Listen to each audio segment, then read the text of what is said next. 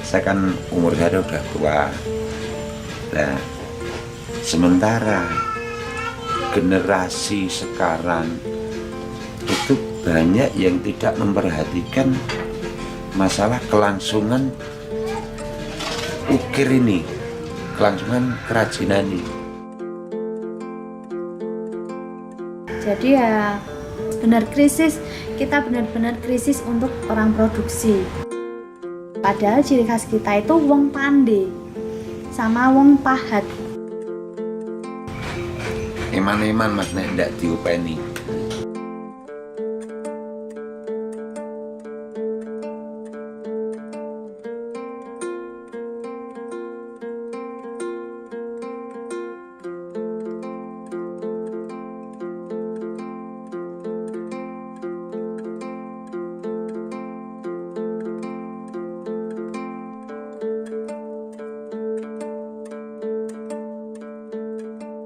Kerajinan logam sendiri di wilayah Tumang sebenarnya memiliki sejarah panjang. Jadi dalam perkembangannya kerajinan khususnya olah logam itu dapat berkembang ke wilayah-wilayah sekitar seperti Gemah Kuning. Tapi untuk desa Tumang sendiri kan tidak hilang, malah berinovasi berkembang. Jadi untuk wilayah Gemah Kuning mewarisi seni tempanya untuk memproduksi sebuah barang, sedangkan di Tumang pada akhirnya mengembangkan ke seninya, akhirnya menciptakan ukir dan lain sebagainya, mengadaptasi dari seni-seni ukir dari luar daerah, bisa dari Indonesia sendiri, baik dari luar negeri, contoh dari seni-seni ukir Arab atau kaligrafi. Terus untuk seni ukir di wilayah Indonesia sendiri mengambil dari mungkin seni ukir Dayak dan lain sebagainya. Tapi untuk seni tempa logamnya sendiri tidak hilang.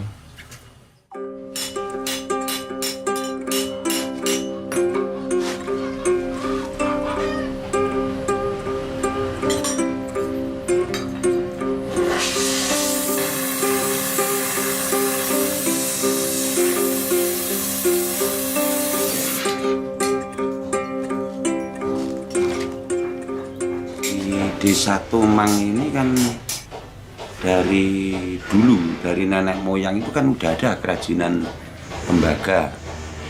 Kerajinan tembaga itu membuat semacam alat-alat dapur. Jadi semacam dandang, kenceng, kendil, kuali, jun, masih banyak mas.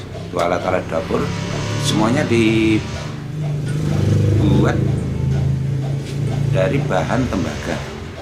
Dulu itu sejarahnya dari Kiai Rogosasi mas. Jadi dulu waktu ini masih Kiai Rogosasi muda itu udah ada kerajinan di sini. Bahkan ada empu yang bikin keris itu juga ada di Tumang sini mas. Nah terus itu beralihnya ke yang bersifat seni itu awalnya dari tahun 76 mas. Tahun 76 itu ada kunjungan gubernur di desa Belang di Ampel itu ya. Nah pas itu saya masih kecil suruh peragaan gitu mas, peragaan ngenteng bikin kuali ya waktu itu. Nah saya tahu persis pembicaraan ini dari gubernur, bupati, kepala perindustrian sama lurah desa sini. Itu saya masih ingat sekali kata-kata beliau itu. Wah ini harus ditingkatkan ini kerajinan di Tumang ini. Nah, banyak itu rangkaiannya. Nah berawal dari situ. Terus ini diadakan diklat terus menerus sampai beberapa tahun, minimal 2 kali mas, 1 tahun itu dari pemerintah.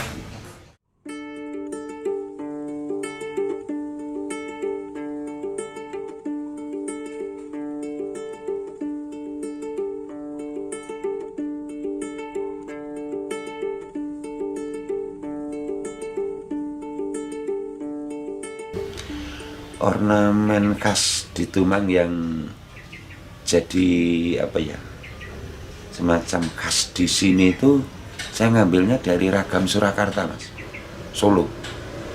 Jadi motif Solo, motif Surakarta. Cuman karena itu penerapannya di kerajinan tembaga, maksudnya lebih saya sederhanakan. Tapi karena saya terapkan di tembaga, di logam, bentuknya juga kecil-kecil, saya lebih sederhanakan dikit. Tapi ciri khas saya itu di daerah Solo, mas. Tapi nggak berpatokan itu saja. Kalau seandainya seumpama ya ada pesanan yang minta ornamen ciri khas Mataram, Majapahit, juga bisa mas. Ornamen Solo itu yang saya terapkan di logam itu semacam ini mas.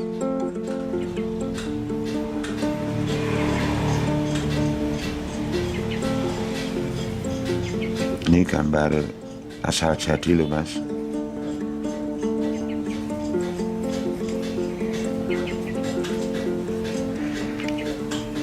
Nah ini ada long ini.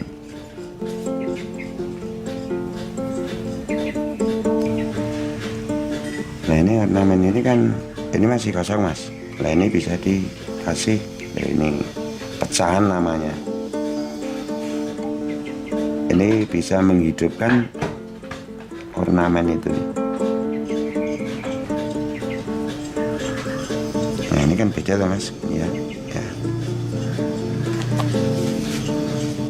Kalau kosongan gini nggak dikasih apa-apa kan wagu. Nah ini ditambahi garis gini.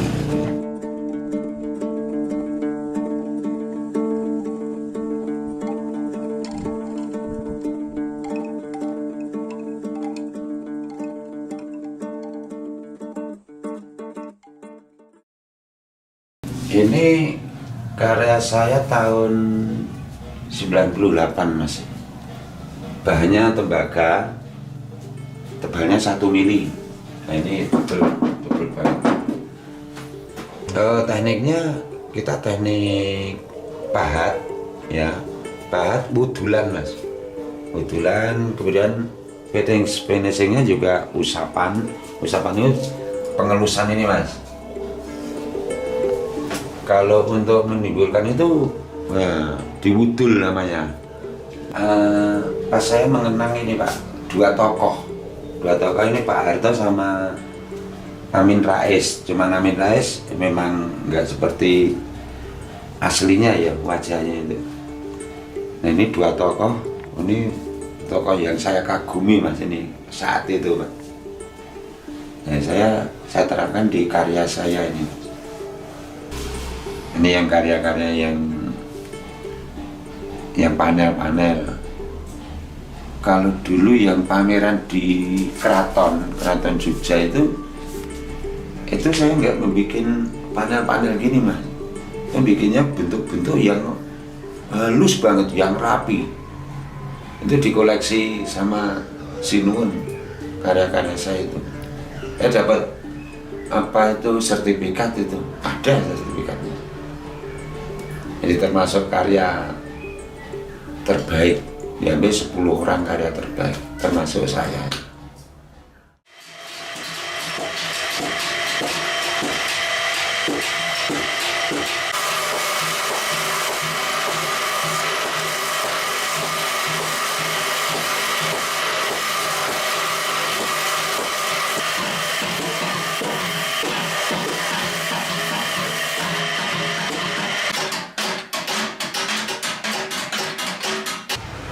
Sebenarnya khas Tumang itu ada mas, udah.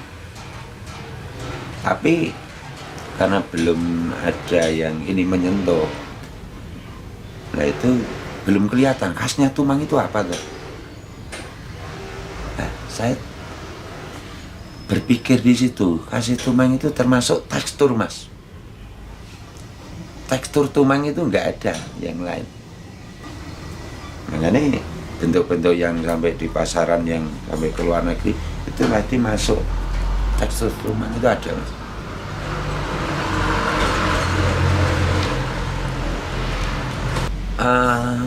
Tekstur Tumang itu semacam babaran dandang itu mas. Model tempaan. Nah tempaan itu rapi banget mas.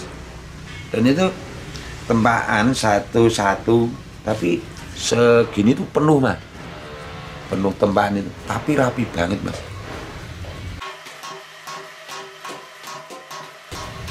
Kalau tekstur yang lain pukulan pakai pahat itu banyak, tapi yang tekstur dandang itu hanya di Tumang mas.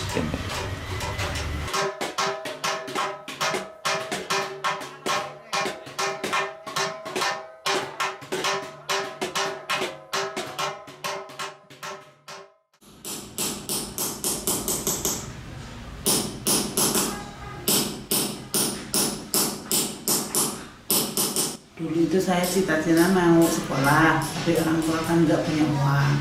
Terus di sini ada kerajinan tembaga loh. Ini asli rumah saya dulu. Terus saya ada gini, saya langsung cenderung ke pengrajin loh. Dari 100 karyawan itu yang putri cuma saya dulu sampai sekarang toh.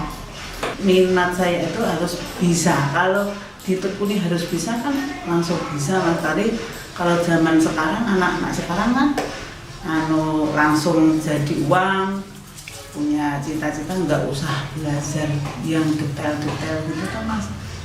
Untuk online aja. Terus zaman sekarang udah di kemajuan zaman itu udah berubah mas. Jadi nggak ada mas yang belajar nekuni pengrajin itu nggak ada. Kebanyakan kalau yang tua-tua itu mereka pinter gambar, pinter mengerjakan. Beda dengan yang sekarang mas. Kalau yang sekarang itu instan. Dalam arti mereka nggak mau repot. Ya wes, browsing aja di Google. Mereka cari di Google gambar, langsung kalau mereka mau mengerjakan ya dikerjakan sama belajar. Tapi kebanyakan anak muda sekarang kalau untuk pemahat itu banyak ya nggak bisa mas. Ada yang kakek-kakek zaman sekarang itu masih pahatannya masih bagus. Tapi dibanding sama anak muda sekarang, seharusnya anak muda zaman sekarang sama orang tua zaman dulu lebih pintar sekarang kan. Soalnya kan lebih berkembang. Cuman enggak mas. Soalnya mereka itu maunya instan dan nggak mau ribet. Segala sesuatu itu yang seharusnya dikasih garis, mereka udahlah nggak usah dikasih garis, soalnya kelamaan atau terlalu rumit. Kalau orang tua zaman dulu kan memang mereka pencetusnya dari dulu. Kita memang awalnya bikinnya juga tulisan tangan. Mungkin kan mereka seninya di situ mas.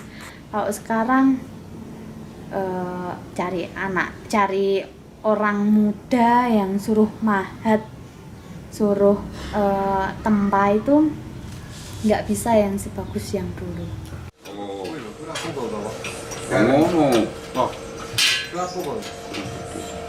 Saya itu termasuk kekhawatiran ke depan itu di Tumang ini udah krisis empu mas. Nah, terus nek ora ana empune, ora ana sing gelem belajar, gelem berjuang, kok kerajinan terpiye nasibnya kan. Padahal sering kita ketemuan di kantor desa ngerembug masalah kelangsungan, tapi ya semandek di situ. Nah, sekarang itu yang muda-muda itu kan ngambil praktisnya aja. Jadi dia nggak bisa menekuni kerajinan, tapi dia bisnisnya. Jadi dia itu cuman wah pokoknya ngambil keuntungannya tok. Dia nggak mau belajar gini. Ya 1-2 orang ada. Sebenarnya yang rugi nanti kita sendiri, kita semua. Lah nek kabeh do bisnis akhirnya apa? Efeknya apa? Ndek-ndekan rego remuk regane. Kualitas berkurang. Dan nek kabeh dadi broker piye? Jadi pada realitanya kerajinan di Tumang itu harus ada inovasi pengembangan karena ada tuntutan dari pasar, semakin banyak permintaan baik dari pasar domestik maupun dari luar negeri.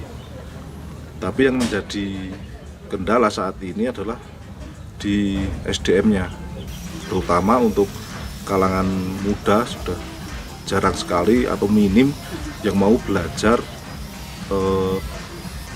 proses tempa atau belajar memproduksi kerajinan tempa itu sendiri. Dan yang ditakutkan untuk kedepannya teknik menempa yang sudah ada turun-temurun di Tumang akan hilang, terputus untuk ilmu menempa itu sendiri.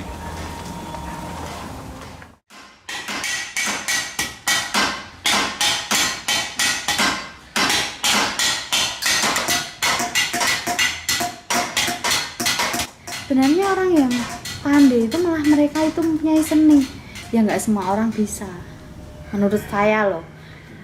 Kalau orang menggambar itu setiap orang pasti bisa, saya yakin semua orang pasti bisa. Cuman kalau pandai sama orang pahat itu nggak semua orang itu bisa, soalnya alat-alatnya pun kita nggak diperjualbelikan di toko kan gitu. Buat pandai aja kita di sini namanya jantur ya mas, itu kan dari rel sepur mas. Nah terus kalau pahat itu kita kan bikin sendiri, jadi yang apa ya, pakunya itu kan kita bikin sendiri. Jadi kalau kita mau cari alat ini di toko nggak ada, soalnya itu memang buatan mereka sendiri gitu. Jadi sekarang lambat laun kemungkinan di daerah Tumang itu kita cuma terkenal dengan sebutan ya pengrajin tembaga, itu namanya aja. Seharusnya kita bisa memecahkan rekor yang dulunya orang tua itu semangat menciptakan produk-produk dari tembaga, sampai sekarang udah luas kayak gini kan. Cuman kalau anak muda sekarang itu belajarnya ya semangatnya semangat kerupuk gitu. Kalau mereka udah, intinya mereka udah bisa mahat, udah bisa pandai, wes mereka malah milih untuk memasarkan. Seharusnya kan kita harus lebih maju dari yang dulu, kita harus belajar kan gitu. Jadi kalau menurutku sih sekarang itu yang muda-muda itu kesempatan.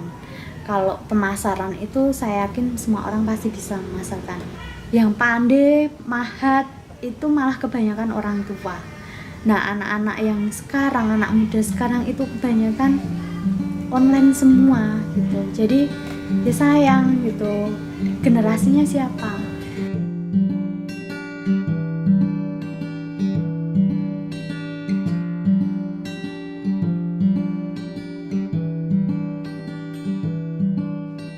Kalau yang membuat bentuk itu makin berkurang dan tidak ada yang belajar. Nah itu menjadi kekhawatiran saya. Nah ini nanti gimana? Entah 10 tahun, 20 tahun dan seterusnya. Nah kalau nggak ada yang bentuk, nanti kalau ada pesanan gimana? Ini. Nah saya kan, makanya saya merintis dari mulai pandemi gitu mas. Saya merintis bikin alat-alat ini. ben do gelem belajar karep begitu Mas.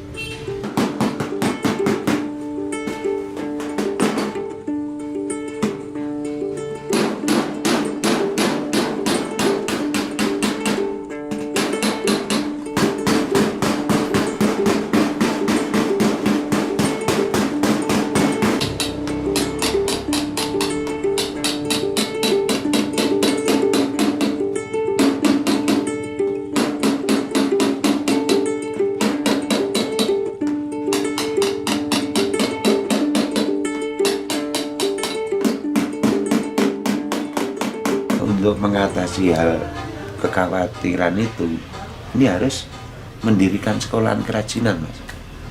Ini boleh setingkat SMA, SMP juga boleh, tapi khusus menangani kerajinan. Itu nanti barunya pemerintah yang bisa membuka itu. Terus biar cara nih dikumpul ke, kalau perlu membuat kelompok pameran bersama, nanti bisa memunculkan karya-karya baru Mas, ornamen-ornamen yang baru. Ini khas Tumang kalau bisa.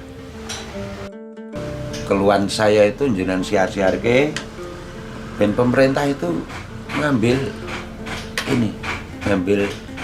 kebijakan gimana ngedeki sekolahan, gawe sekolahan kerajinan apa piye gitu loh. Semua yang saya punya ya Mas, ini pengen saya berikan ke orang lain untuk ini kelangsungan kerajinan ini. Ikhlas saya itu. Jadi pengertian saya, kemampuan saya itu pengen tak tular-tular ya Mas sebenarnya. Karena eman-eman ini sejarah Mas. Ini satu-satunya kerajinan Tumang, satu-satunya di Indonesia Mas. Kerajinan tembaga, nggak ada yang lain.